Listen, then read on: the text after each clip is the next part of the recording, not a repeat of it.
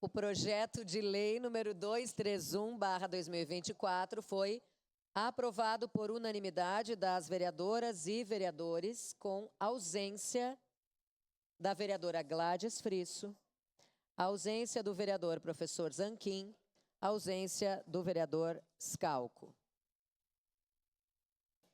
Em segunda discussão e votação, o projeto de lei número 235/2024, contido no processo número 292/2024, de autoria do Poder Executivo, que dispõe sobre a isenção do Imposto sobre a Propriedade Predial e Territorial Urbana, IPTU, e taxa de coleta de lixo para os imóveis localizados no bairro Galópolis e aos cadastrados na área urbana do distrito de Vila Cristina, no município de Caxias do Sul.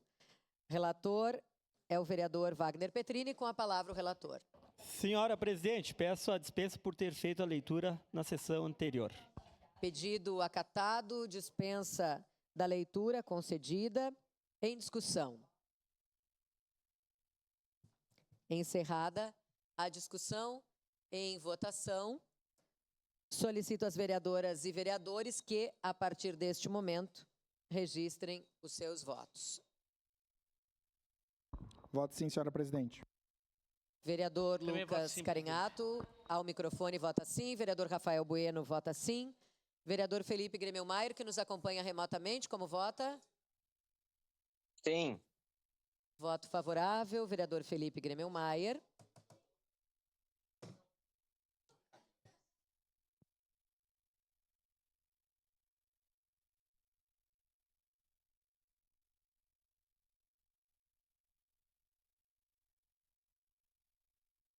Voto sim, senhora presidente.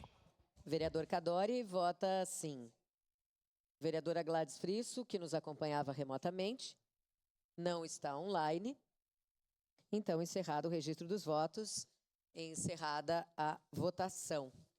Projeto de lei número 235/2024 foi aprovado por unanimidade das vereadoras e vereadores, com ausência da vereadora Gladys Frisso, ausência do vereador professor Zanquim e ausência do vereador Scalco.